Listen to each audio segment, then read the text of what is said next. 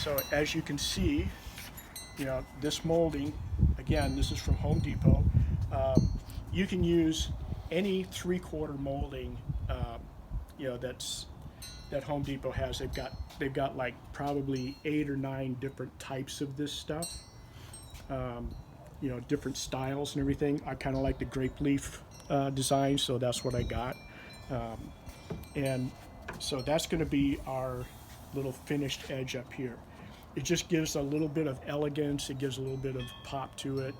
It's the big secret. Yeah, it's a beautiful detail. Everybody thinks that Steve does that by hand, but the secret is you go down to Home Depot and get it, and you pay $10 for it. You cut it and miter it and stain it. Yeah, yeah. And so that goes on that edge. And again, it's just flush to the top here, and gives a nice, beautiful, kind of relief edge on the top of the box here. So that's that. And this is all done with like 5/8" finish nails, nailed in there. But nice little beautiful detail, and so that's it.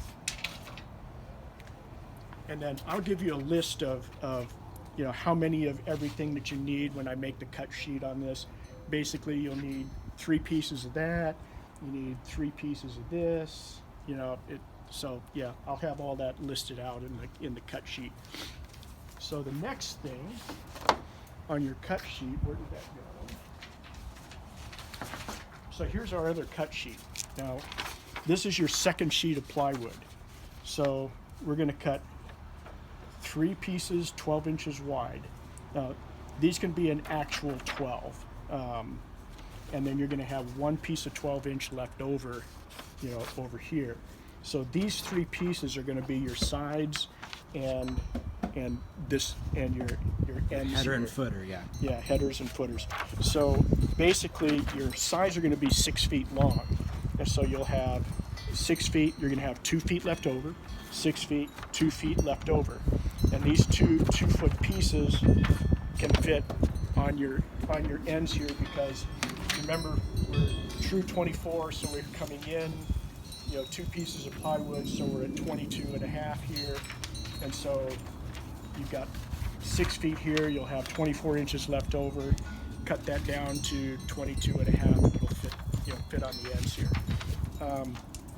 When you're putting stuff together, it's always best to measure.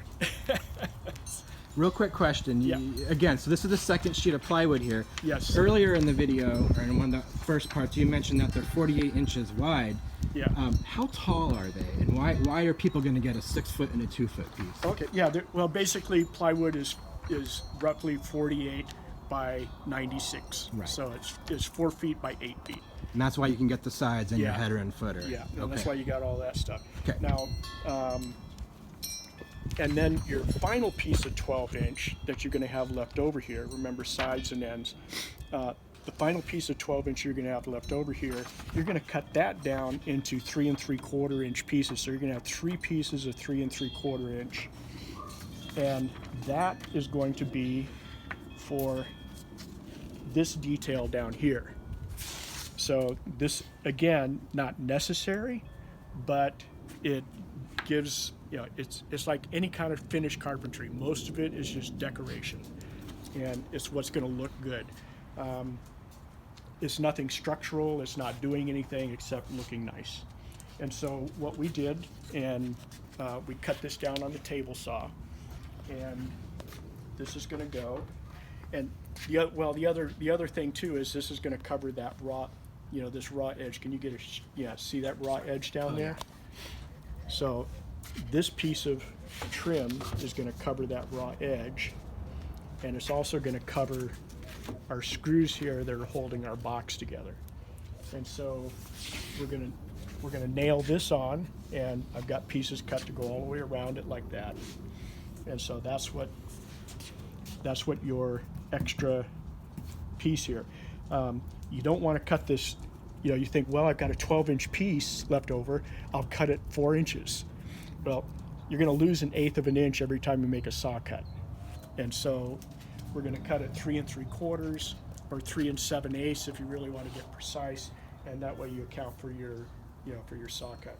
If you don't cut these precisely, then you're going to end up with this piece being a little, a 1/16 or an 1/8 of an inch taller, and than this piece, and it's going to mess up your trim down here, because now your trim is not going to be level.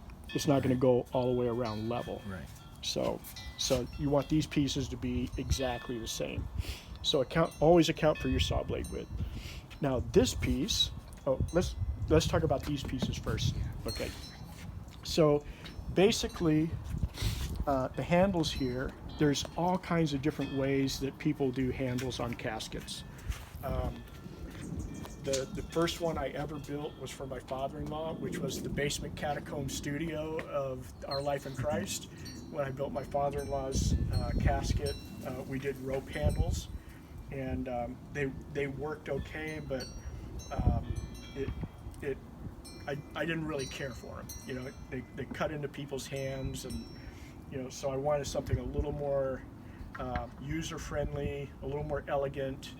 So I came up with this. So this is just basically a piece of that 2x2 that we put in the corners of the box to sturdy it up. And let's come over here, Jared. So what I've done is I've taken this 2x2, and once we got back over here for just a second. So once I got the lid on and this trim on, this piece fits like here. So this is going to be like 8.5 inches tall. It's going to go on top of here, and then my trim board is going to go, like that. So it's going to fit like that. Now the cool thing is, if you look at this top edge is 3/4 of an inch, and that is the width of this board up here. So this kind of becomes like just a nice little, finished surface here.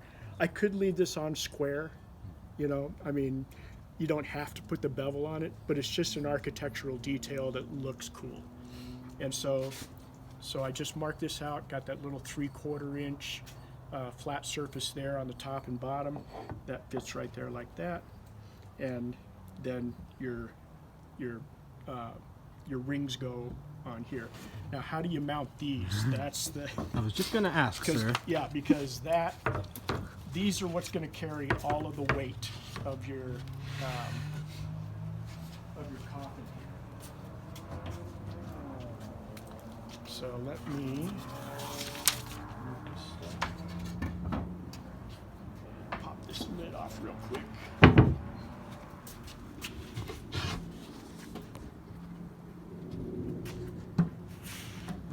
Okay, let me grab a square here and a tape measure. Okay, so now what we're going to do is, on my mom's coffin, she's only going to weigh about 70 pounds by the time she passes away. She's losing weight, so I only put 2 rings on hers because it's not going to be that heavy.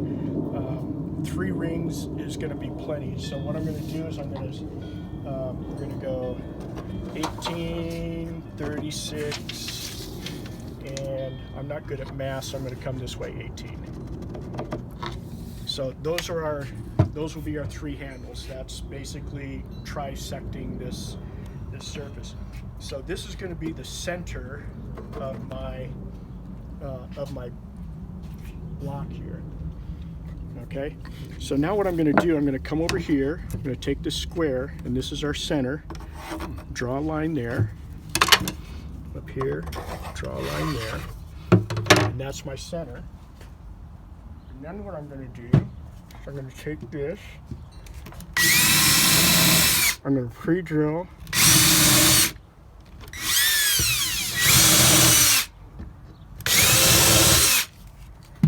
my holes, and then take this block, and I'm going to center this block. And if you really want to get anal, you can measure all this, but this is eyeball because I can. And so I'm going to center that block over here, and then I'm going to take my screw gun and I'm going to hold this on this side. Let me just show the folks where it's positioned over here. Yeah. So he okay. has it butted all the way down to the trim. Let me grab a screw here. Yeah. So this is bottomed on the bottom trim there, and I've got it centered. Gap. Yeah, I've got this centered on my pencil mark. So if you can kind of get a top view down here, so you see that my block is. Yeah, there we go. You see my block is centered on the pencil mark there. Yeah. Okay, and then just come over here, and I'm using 1 5/8" screws for the extra depth, and I'm going to press this into here and anchor that. Now the top one is in. Now, when we built Greg's, we had a problem, not really a problem, but what happened was, let's come around the other side. What happened was these kind of got cockeyed like this, kind of sideways when we were screwing it in. So what I usually do, what I've done now is I take the square, hang it on there, make sure I'm square like that, and then I screw the bottom one in. Okay. So you screw the top one in, you can still shift it back and forth, and now I'm square, and I can just run the rest of my screws in. So I'm not going to do that now because I'm not sure that this piece is actually cut right. It was for demonstration purposes only, and but that's how that fits together. And then our top piece, our top plate here, that you saw, is basically one of the cut-off pieces, either from one of your ends or from one of the waste pieces, from your top or bottom cutoff. And so that's, cut that down. This is 12 by 24, I think it is. And then basically surround it with trim. Yeah, and then surround it with trim. Let's talk about this little trim detail here, Jared. Let me find a piece of that trim that's over here. Here we go.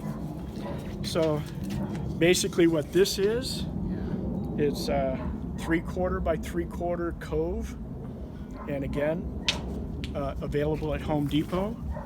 And let's use it. So basically, once you get all of your blocks in, these all go in first. So we have all the blocks spaced here, and then what we're going to do is we're going to come over here and we're just going to trim, put a little piece of trim around there to hide this raw edge of plywood up there like that. And you use your nailer. Yeah, use the nailer. Now, one thing that I'm going to do a design change on the last two of these that I did. You can see over here on these, I did a full miter here on the end pieces, and then I put a little piece of 3/16 inch molding over here to cover this edge. Okay, but on these, what I'm going to do is I'm going to take a full piece of plywood, and instead of just a little scribe molding here, I'm going to do a full block like this and like this. So this will be mitered, so it'll be a nice clean, nice clean edge. And so we're going to we'll have a full block here instead of just that little piece of molding to cover that edge. And so what this will do is it'll cover all these screws on this edge, and it'll cover all those screws on that edge. And it'll give it a little more like elegant, meatier look, and a little more elegant. So that's another design thing that kind of on the fly that we're going to do different on the other two. And the other benefit to that is, if you don't like cutting miters, because if you do this detail, you've got to get all these miters right. If we do this detail like this, then everything is square cut in between. So there's no miter cuts to be done. Everything's going to be square cuts in between in between these blocks. So it'll make your life easier because you're the you're the trim out guy around the edges here. Right. So, and this is basically what's put around the the top plate here too. So there you have it. All right. It's Steve the Builder Casket Company. If you have any questions or anything, you know how to get a hold of me on Our Life in Christ or Ancient Faith Radio. Follow me on Facebook. Most of you do probably anyway, but so yeah, that's it. And as soon as we get the last 2 of them done, we've made all the mistakes in the world that we could possibly make. We'll put up the last iteration, cut sheet 3.0, and we'll have at it. Right. So thanks for joining me. This is it.